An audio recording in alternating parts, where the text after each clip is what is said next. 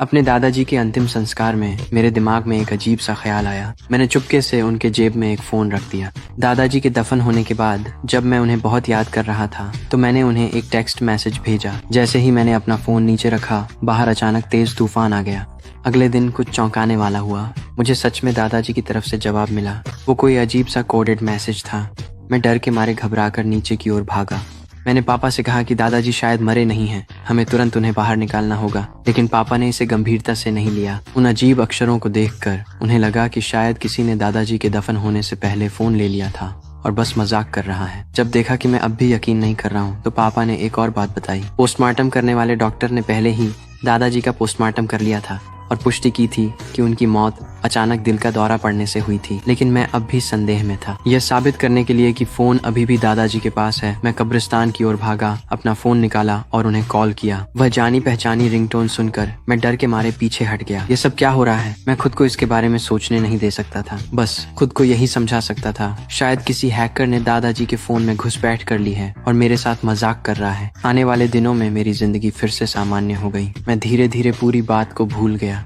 इस दिन तक जब स्कूल डांस में फिर से कुछ अजीब हुआ। मैंने स्कूल की सबसे खूबसूरत लड़की के साथ डांस किया। किसे पता था कि इससे स्कूल के गुंडे को गुस्सा आ जाएगा। गुंडे ने मेरी गर्दन पकड़ ली और मुझे बाहर घसीट ले गया। बिना कुछ कहे मेरी जमकर पिटाई कर दी। जाने से पहले उसने मेरे शरीर को एक अजीब सी मुद्रा में मोड़ दिया।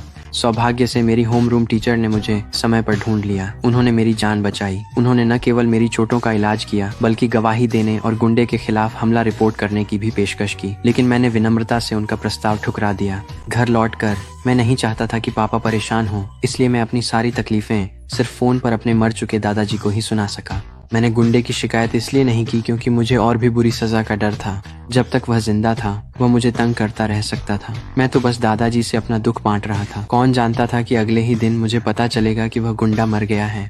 मुझे यकीन ही नहीं हुआ। मैं घटनास्थल पर भागा, ठीक समय पर पहुंचा जब पुलिस वाले उसकी लाश ले जा रहे थे। तो यह सब सच था। लेकिन जब मैंने उसके शोकाकुल परिवार को देखा तो मुझे बदले की कोई संतुष्टि नहीं हुई। इसके बजाय मुझे अपराध बोध महसूस हुआ। फिर मुझे अपने शिक्षक से पता चला कि गुंडे की मौत बहुत अजीब तरीके से हुई थी। वह पेट के बल लेटा था। उसकी बाहें उसी अजीब मुद्रा में मुड़ी हुई थीं जिसमें उसने मुझे छोड़ा था। हर कोई सोच रहा था कि यह एक हादसा था, लेकिन सिर्फ मैं जानता था कि इसका दादाजी से कोई न कोई संबंध जरूर है। उस रात मैंने दादाजी को फोन किया और कहा कि मैं सच में नहीं चाहता था कि वह गुंडा मर जाए। पूछा कि क्या वाकई इसके पीछे आप ही थे? अगर हाँ तो दीवार पर 3 बार दस्तक देना। ये कहने के बाद मैंने अपना फोन नीचे रख दिया और चुपचाप इंतजार करने लगा। अगले ही पल दादाजी ने सच में मुझे फोन कर दिया।